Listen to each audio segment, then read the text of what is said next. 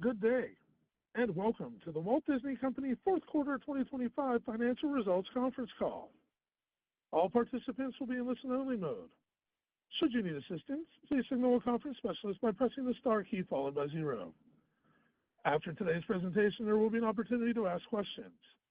To ask a question, you may press star then 1 on your telephone keypad, and to withdraw your question, please press star then 2.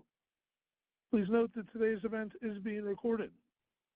I would now like to turn the conference over to Carlos Gomez, Executive Vice President, Treasurer, and Head of Investor Relations. Please go ahead. Good morning. It's my pleasure to welcome everyone to the Walt Disney Company's Fourth Quarter 2025 Earnings Call. Our press release, Form 10-K, and management's posted prepared remarks were issued earlier this morning and are available on our website at www.disney.com/investors. Today's call is being webcast, and a replay and transcript will be made available on our website after the call. Before we begin, please take note of our cautionary statements regarding forward-looking statements on our Investor Relations website. Today's call may include forward-looking statements that we make pursuant to the Safe Harbor provisions of the Private Securities Litigation Reform Act of 1995. These forward-looking statements, including regarding the company's future business plans, prospects, and financial performance, are not historical in nature and are based on management's assumptions regarding the future and are subject to risks and uncertainties, including, among other factors, economic, geopolitical, operating and industry conditions, competition, execution risks, the market for advertising, our future financial performance, and legal and regulatory developments. Refer to our Investor Relations website, the press release issued today, and the risks and uncertainties described in our Form 10-K, subsequent Form 10-Qs, and other filings with the SEC for more information concerning factors and risks that could cause results to differ from those in the forward-looking statements. A reconciliation of certain non-GAAP measures referred to on this call to the most comparable GAAP measures can be found on our Investor Relations website. Joining me this morning are Bob Iger, Disney's Chief Executive Officer, and Hugh Johnston, Senior Executive Vice President and Chief Financial Officer. Following introductory remarks from Bob, we will be happy to take your questions. So with that, I will now turn the call over to Bob. Thank you, Carlos, and good morning, everyone. This was another year of great progress as we strengthen the company by leveraging the value of our creative and brand assets and continue to make meaningful progress in our direct-to-consumer businesses, resulting in strong earnings growth for the company. Adjusted EPS for fiscal 2025 was up 19% from fiscal 2024. And over the past 3 fiscal years, we have delivered a 19% compound annual growth rate in adjusted EPS. Our strategy and portfolio of complementary businesses, coupled with a strong balance sheet, enable us to continue to grow adjusted EPS and free cash flow over time. For fiscal 2026, we expect to deliver double-digit adjusted EPS growth compared to the prior year. The expected growth in earnings and cash flow enable us to continue investing in our businesses and to increase our return of capital to shareholders. We are targeting $7 billion in share repurchases in 2026, double the $3.5 billion we repurchased in fiscal 2025. We're also pleased to announce that the board has declared a cash dividend of $1.50 per share, a 50% increase over the dollar paid to shareholders in fiscal 2025. Before we take your questions, I'd like to touch on a few highlights from the quarter. First, our film studios. This summer's box office once again demonstrated the global and cross-generational appeal of our storytelling and IP. To date, Disney's live-action Lilo & Stitch remains the highest-grossing Hollywood film at the global box office this calendar year, and its success has extended across our interconnected businesses and consumer touchpoints. The film achieved 14.3 million views during its first 5 days on Disney+, becoming the second biggest Disney live-action premiere on the platform ever. Retail sales for Stitch from our consumer products business also continues to grow, eclipsing $4 billion in fiscal 2025. The popularity of this global phenomenon underscores the franchise's enduring strength and the effectiveness of our strategy to invest in popular stories and characters. Over the past 2 years, our studios have delivered 4 global franchise hits that have earned more than $1 billion each, while no other Hollywood studio has achieved a single one during the same period. Additionally, with the strong opening of Predator: Badlands, the biggest opening in the franchise's nearly 40-year history, the Walt Disney Studios has now crossed the $4 billion mark at the global box office for the 4th consecutive year. Heading into the holiday season, we're excited to bring audiences Zootopia 2 and Avatar: Fire and Ash. Looking ahead, next year's slate includes numerous highly anticipated titles such as The Devil Wears Prada 2, The Mandalorian and Grogu, Toy Story 5, the live-action Moana, and Avengers: Doomsday. We saw strong viewership of our television content in Q4, fueled by series such as Alien Earth, FX's biggest premiere ever on Disney Plus and Hulu, Season 2 of High Potential, the #1 original broadcast series across all platforms among adults 18 to 49, the Korean global hit Tempest, and Season 34 of ABC's Dancing with the Stars, which made history as the only fall show to increase its overall audience for 6 straight weeks following a season premiere, something that's never been achieved by any show since Nielsen began electronic measurement in 1991. And we have more highly anticipated titles to come over the next few months, including new seasons of Paradise, The Secret Lives of Mormon Wives, Percy Jackson and the Olympians, American Idol, and the revival of the comedy Scrubs. We're also excited to bring viewers Taylor Swift's End of an Era docuseries, as well as the concert film Taylor Swift: The Eras Tour, The Final Show. At our entertainment segment, our streaming business had another quarter of profit growth, with operating income up 39% in Q4. For the full year, we hit $1.3 billion in operating income, up $1.2 billion from last year, and $300 million ahead of our original guidance. That is a significant achievement when you consider that just 3 years ago, our DTC business was running a $4 billion operating loss.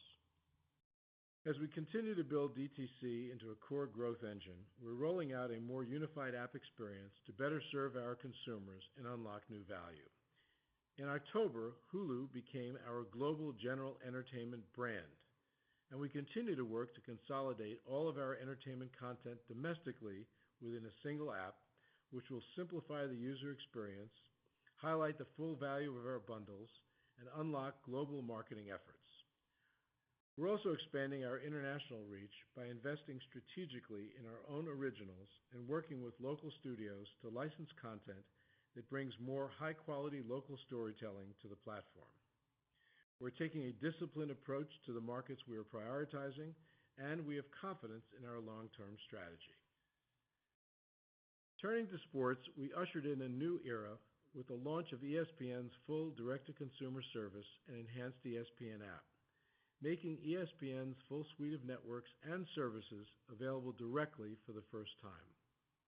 We're thrilled by the response from fans so far, especially to the upgraded ESPN app, which now includes features such as Multiview, SportsCenter for You, Catch Up to Live, and tools like live game stats, betting, fantasy sports, and commerce integration. Viewership of our industry-leading portfolio of live sports also remains robust, with ratings across ESPN networks, including ESPN on ABC, finishing the quarter up 25% over the prior year quarter. In our experiences segment, we delivered a record operating income for both Q4 and the full year, with operating income up 13% for the fourth quarter compared to the prior year, and up 8% for the full year. We're looking forward to 2 new cruise ships joining our fleet in the coming months, the Disney Destiny, which sets sail next week, and the Disney Adventure, which will become our first ship home-ported in Asia when it launches in March. This will bring our fleet to a total of 8 cruise ships, and in the spring, we're excited to open World of Frozen at Disneyland Paris.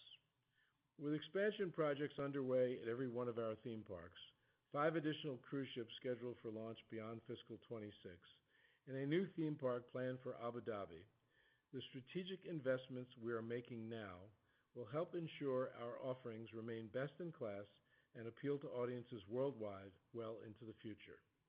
Overall, this quarter caps another strong fiscal year for the company. We continue to execute across our strategic priorities as we build for the future, deliver the very best in entertainment, and create value for shareholders. And with that, Hugh and I will be happy to take your questions. Thanks, Bob. As we transition to Q&A, we ask that you please try to limit yourselves to one question in order to help get to as many analysts as possible today. And with that, Rocco, we're ready to take the first question. Yes, sir. Our first question today comes from Ben Swinburne at Morgan Stanley. Please go ahead. Thank you. Good morning. Bob, I think we've been talking about ESPN going direct to consumer for, I don't know, it feels like a decade or so now, and you've got the product in the market. I know it's not been a ton of time, but I'm wondering if you could share a little bit about what you've learned so far in terms of adoption, engagement, anything interesting in terms of what kind of packages people are attracted to. And really the question is, does this product kind of change the outlook in any meaningful way for the business as you look out over the longer term?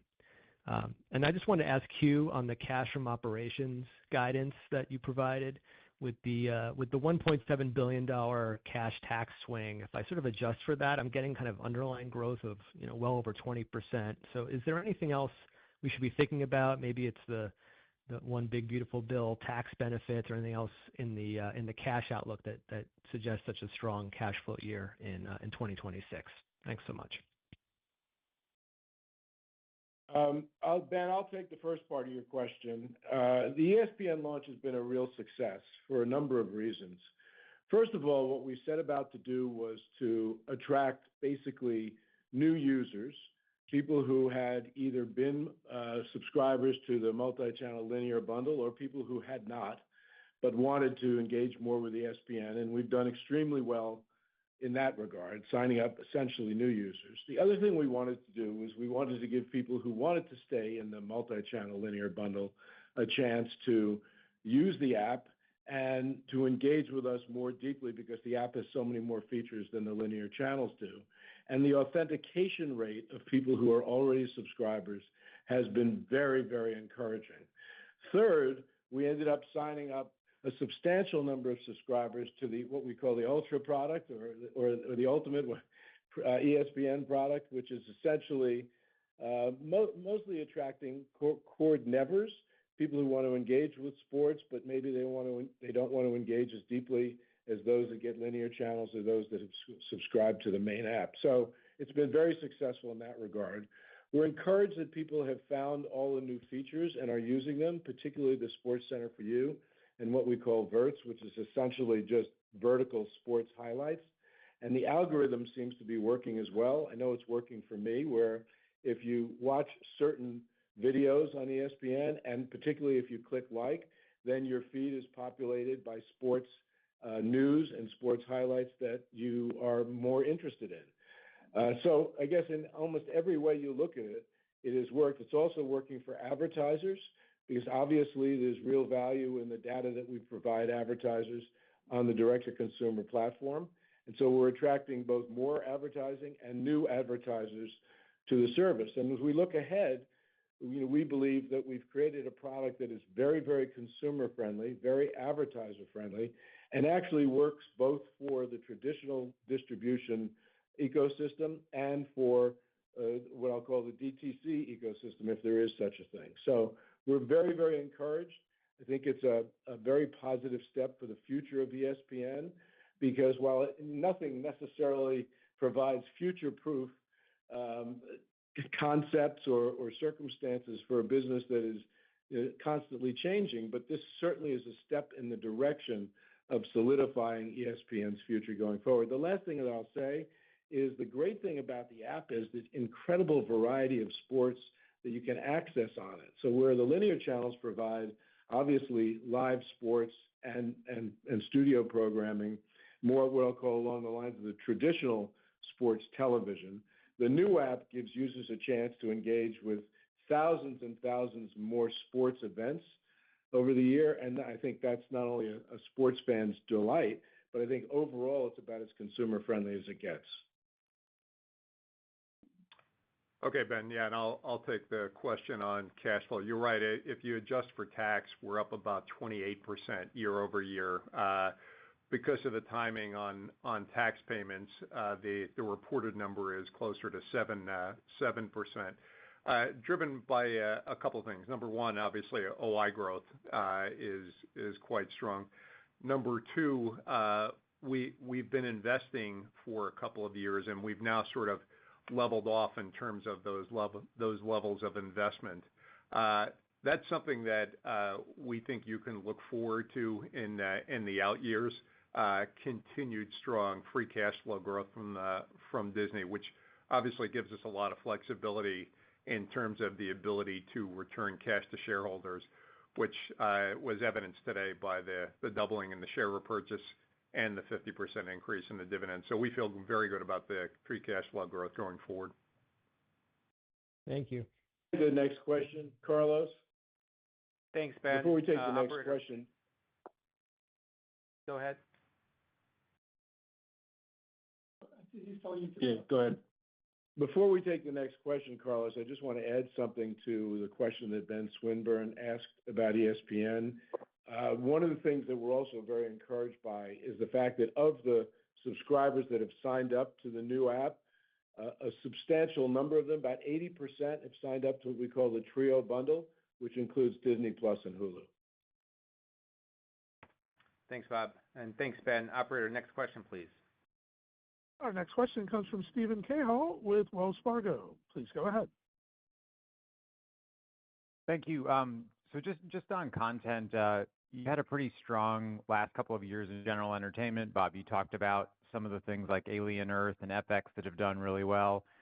As we look into this year for the studio, I mean, it's a big slate with Avatar and Moana. You're off to a little bit stronger or softer start, I think, implied in the guide for the first quarter. So I was wondering if you could just talk a little bit about what kind of growth you think you can do at the studio this year or over the next couple of years.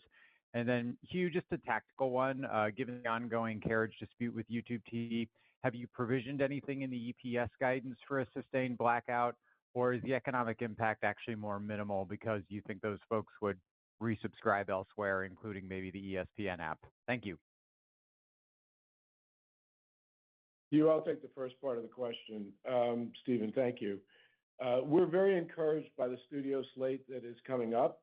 In fact, we have a premiere of Zootopia 2 tonight. That is our Thanksgiving release. And then we finish the calendar year with Avatar, Fire and Ash. Obviously, we have very high hopes for that. And if you look at the slate for the rest of the year, it's about as strong as it's been in a while, maybe stronger than it's been in a while, including The Mandalorian, Toy Story 5, a live-action Moana, and then we're going to finish the calendar year with Avengers Doomsday. So we are very bullish on the slate ahead. As we look at the slate well into 27 and into 28, we feel that we've got similar strength to the strength that I just described for fiscal and calendar year 26. Obviously, not every film works. We know that. We've been around long enough to understand that. But if you look back at the year and you look at the fact that we've already crossed substantial global box office level, we feel that we had some real strength, $2 billion films in the fiscal year, the biggest film of the year, fiscal 2025 and calendar 2025 to date, which was Lilo and Stitch, which also had tremendous consumption when it went on the platform. So we feel good about the direction of the studio, both the current slate, the slate that's coming up, and what it looks like in the future. Right. And Stephen, just to add to Bob's comments, in terms of Q1, that's more about what we're overlapping rather than the slate for the year itself. Just the timing of the overlap, particularly with Avatar coming at the very end of Q1, is what's driving the guide that we shared with you all. As relates to the discussions with YouTube, obviously, I'm not going to comment much on ongoing negotiations that are live right now. The only thing I would say is, in terms of our guidance, we built a hedge into that with the expectation that these discussions could go for a little while. In terms of the dollar impacts, keep in mind there's two pieces to it. There's the piece that we're not getting paid for, and then the piece that we're picking up by virtue of subscribers moving elsewhere. But beyond that, I don't want to comment because it is a live negotiation right now. Thanks, Steve. Operator, next question, please. Absolutely. Next question comes from Robert Fishman at MoffettNathanson. Please go ahead. Good morning, everyone. Bob, as we think about Disney Plus as a portal to all things Disney, can you talk about the future roadmap and how subscribers will be able to use Disney Plus as a super app for not only Hulu and ESPN that you start to talk about, but also engage with your parks and other assets? And then, Hugh, do you see a path ahead for sustained double-digit DTC revenue growth through a combination of subscriber engagement and advertising increases? Thank you. Thanks, Robert. First of all, regarding Disney Plus, we're in the midst of rolling out the biggest and the most significant changes from a product perspective, from a technology perspective, since we launched the service in 2019. And we're really encouraged because it's enabling greater personalization, resulting in a product that's just more dynamic, more engaging, and it's working. And as I mentioned in my remarks, we've turned Hulu into a global general entertainment brand, which we think is going to create more awareness and basically create closer alignment with our U.S. product. So as we look ahead, these things are obviously all designed to create a one-app experience, but we also see, particularly with the deployment of AI, the opportunity to use Disney Plus, as you suggested, as a portal to all things Disney. There's clearly an opportunity for commerce. There's an opportunity to use it as an engagement engine for people who want to go to our theme parks, want to stay at our hotels, or want to enjoy our cruises, our cruise ships.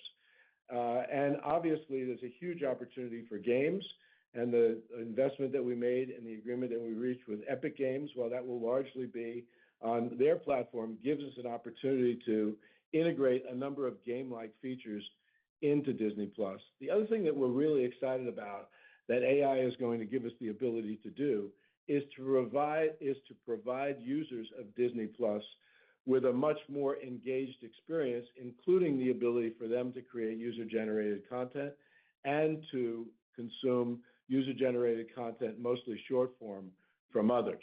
So a lot going on. We're pleased that the progress that we've already made from a technology perspective. We've made some great hires, by the way, in the last year in that regard, including Adam Smith, who's also brought in some real talent. And the opportunity here, we think, is enormous in terms of increasing our engagement with Disney fans across the world.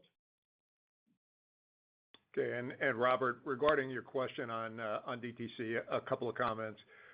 Number one, obviously we guided you to the double-digit margins as we've been talking about in the past and as was expected coming into the year. Number two, in no way are we going to get there through cost cutting. The way we're going to get there is through revenue growth and through driving operating leverage through the business. We didn't give a specific revenue guide, but our objective and our aspiration is very much to be growing the top line of that business by double digits, as we did on an apples-to-apples basis in Q4. That's what we're looking to do going forward, is to grow the top line double digits. And again, as a reminder, and as we've discussed in the past, getting beyond 26, we're certainly looking to gain margin in chunks, not in basis points, as we think beyond 26 and into the future. We think this is a terrific business that's really going to be super strategic for the Walt Disney Company and is going to be a growth driver for us for many years to come. Thanks, Robert. Operator, next question, please. Our next question today comes from Jessica Reif Ehrlich with Bank of America Securities. Please go ahead. Thank you. I got a couple things. One, you've grown content via both building and buying. And clearly, if we're going to see M&A in media in the coming year, with a lot of moving pieces across the industry, some companies being broken up. So I'm just wondering, do you see any role for Disney? And if not, any concern that you'll see a stronger competitor coming out of all of this? And then secondly, on advertising, could you maybe go a little bit under the covers? There are a lot of things going on in DTC and linear, both entertainment and sports. Could you give us some color on your outlook for fiscal 26? Thanks. First part of the question, Hugh. Go ahead, Bob. Sorry. Go ahead. So, Jessica, on M&A, a couple things. Number one, obviously, we don't comment on M&A specifically. That said, with what's happening in the industry right now, Bob and the team really built the IP portfolio that we have over the last decade, whether it was the Fox acquisition or Lucas or Pixar. So we actually feel like we've got a great portfolio, and we don't need to do anything. From that perspective, I think we'll let this play out. In terms of other competitors, we'll see how the various moves play out, but we like the hand that we have right now, so I wouldn't expect us to participate in making any significant moves. As relates to the advertising side, what you saw for the year for us last year was advertising grew 5%. Sports was particularly strong. DTC obviously has had supply coming into the market. That said, we did see CPMs improve at Disney over the last 2 quarters, so we feel like that's trending in the right direction. And then from a linear perspective, obviously that's driven by what happens with subscribers. Going forward, we do expect advertising growth going into 26 as well, despite the fact that we're overlapping political advertising in the first quarter of 26. So. Thanks, Jessica. Operator, next question, please. Thank you. Our next question today comes from Michael Morris at Guggenheim. Please go ahead. Thank you. Good morning, guys. Wanted to ask you first on the experiences business. Can you talk a little bit more about the drivers of the segment into fiscal 26, in the context of that high single-digit operating income growth that you guided to? So, how is demand currently trending, and how much of the guided growth comes from revenue as opposed to margin expansion in the coming year? And if I could ask one on the sports side, you talked about some of the content-driven cost pressure in the second and third quarters of the year. I would assume that comes from the NBA investment. Can you talk a bit about how the NBA investment is positive for you and will drive your growth over time? Thank you. Okay. Yeah, happy to jump in on both of those. In terms of the experiences business and drivers for 26, obviously we've made big investments in cruise, and we're expecting cruise to be a meaningful contributor to growth of experiences during the course of the year, particularly in the second half as we get past the launch costs and some of the dry docks that we have in the first half of the year. Number two, obviously we're always gonna have a combination of some pricing and some attendance growth. So certainly feel positive about that. And then obviously with the slate that we have coming on the film side, consumer products ought to be a meaningful contributor as well. As far as sports goes, from the perspective of the NBA, because of the timing of the rights costs, it does create a little bit of bumpiness during the course of the year. Again, the latter half is where we'll really see material growth in ESPN. And then in terms of NBA being a contributor, the NBA is obviously a phenomenal property. We were fortunate enough to get out in front of that and create an attractive deal both for the NBA and for ourselves. It obviously, like a lot of other live sports, attracts audience, and in the case of the NBA, like the NFL, attracts scale audience, which obviously is super attractive to advertisers and therefore is strategically beneficial to us as well. Thanks. If I could follow up, can you share anything about what you're seeing on the demand side currently domestically for the parks in terms of advanced bookings or per caps? Yeah. Sorry, I forgot to answer that portion of your question.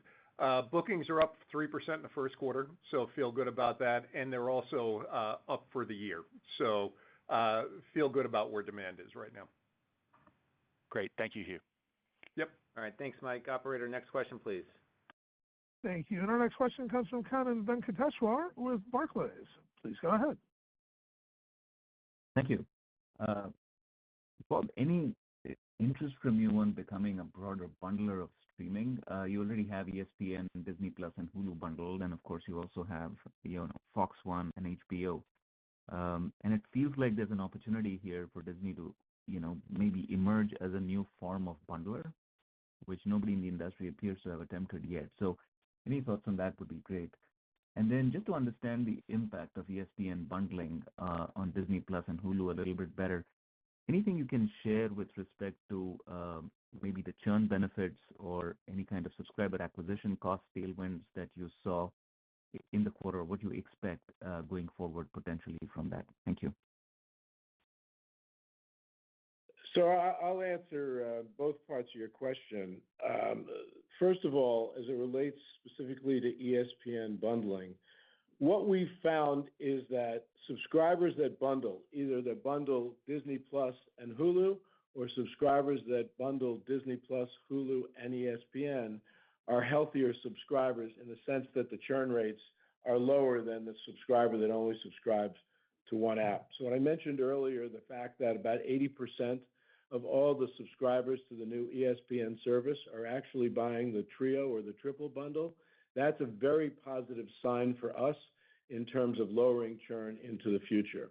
We've also found that bundling with others, for instance, we've been bundling with Max in the United States, also has an effect of lowering churn.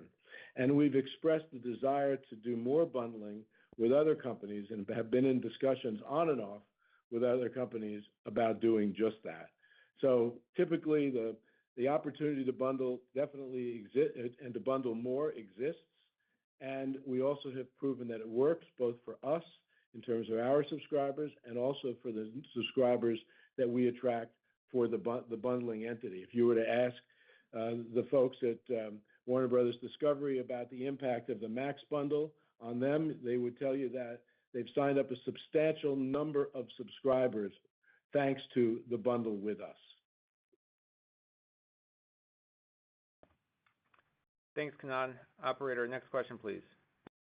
Absolutely. Our next question today comes from John Hodulik with UBS. Please go ahead.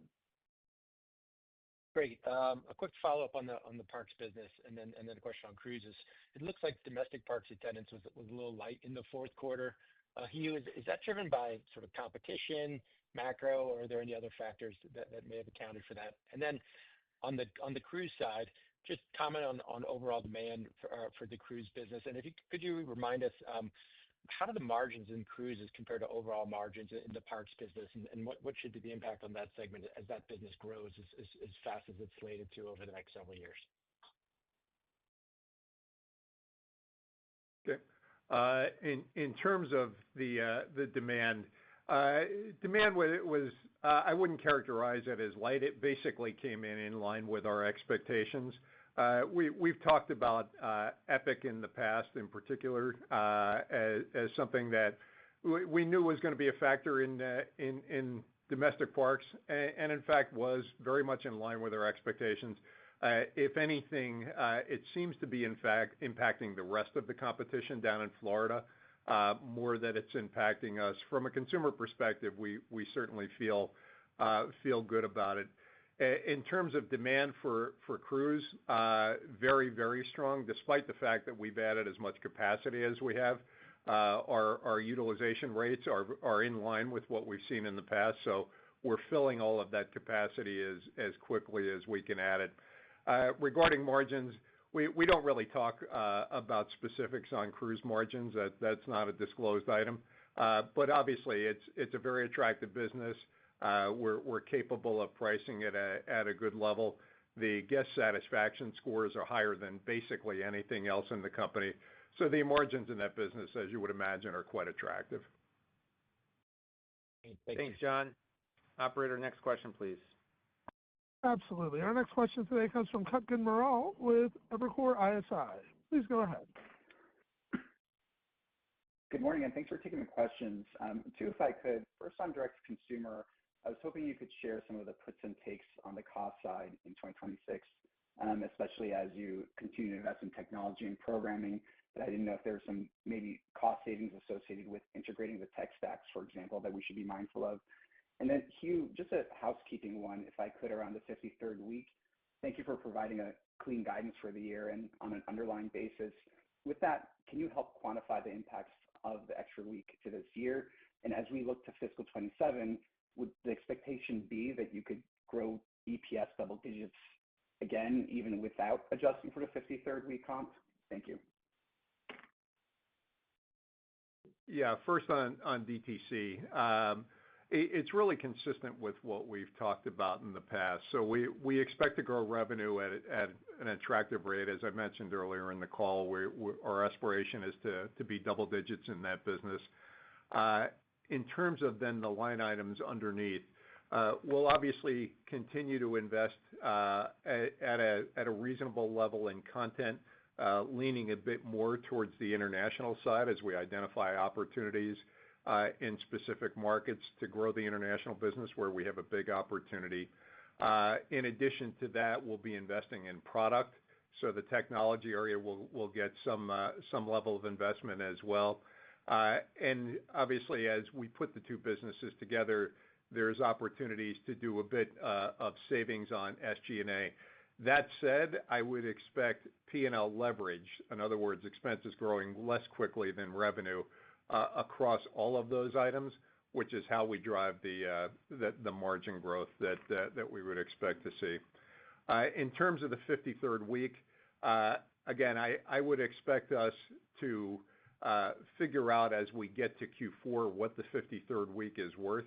And then as we determine that, as we have in the past two times we've had the 53rd week, we would share something on that with investors, and we'd look to grow double digits off of that. All right. Thanks, Kutgun. Operator, we have time for one more question.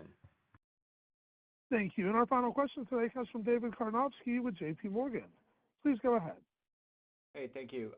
Bob, you noted generative AI earlier, but it sounded primarily as a use case within your apps. And I'm wondering how you view the opportunity or risk to license out content or IP to some of the emerging video creation platforms. And then just relatedly, as it pertains to production costs over time, what role do you see for generative AI to drive cost efficiencies in the business? Thanks.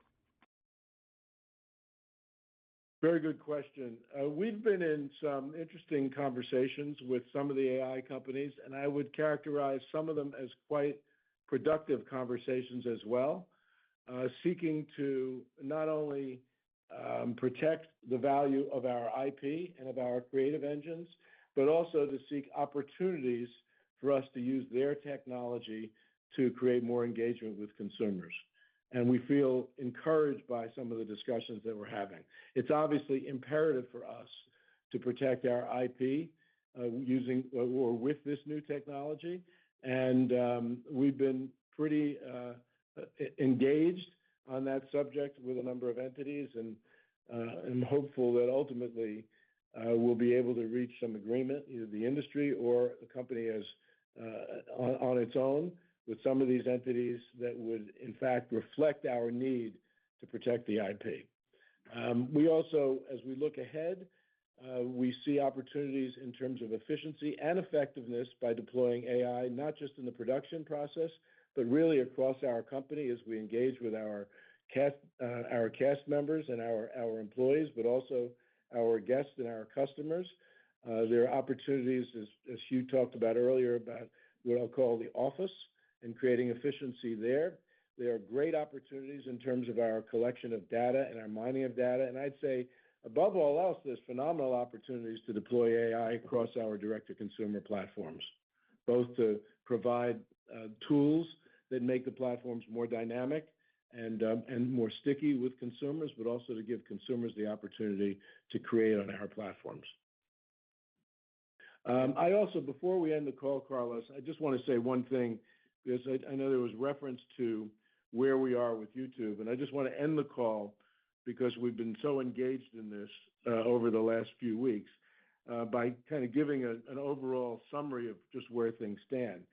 First of all, obviously, we care deeply about our consumer, and our priority has always been to remain on their service without interruption, to close a deal on a timely basis so that interruption does not occur. The deal that we have proposed is equal to or better than what other large distributors have already agreed to. So we're not trying to really break any new ground. And while we've been working tirelessly to close this deal and restore our channels to the platform, it's also imperative that we make sure that we agree to a deal that reflects the value that we deliver, which both YouTube, by the way, and Alphabet have told us is greater than the value of any other provider. So we're not trying to break new ground. The offer that's on the table is commensurate with deals that we've already struck with actually distributors that are larger than they are. We're trying really hard, as I said, working tirelessly to close this deal, and we're hopeful that we'll be able to do so on a timely enough basis to at least give consumers the opportunity to access our content over their platform. Thanks, Bob, and thanks to everyone for your questions. We wish you all a good day. Thank you. That concludes today's conference call. We thank you all for attending today's presentation. You may now disconnect your lines and have a wonderful day.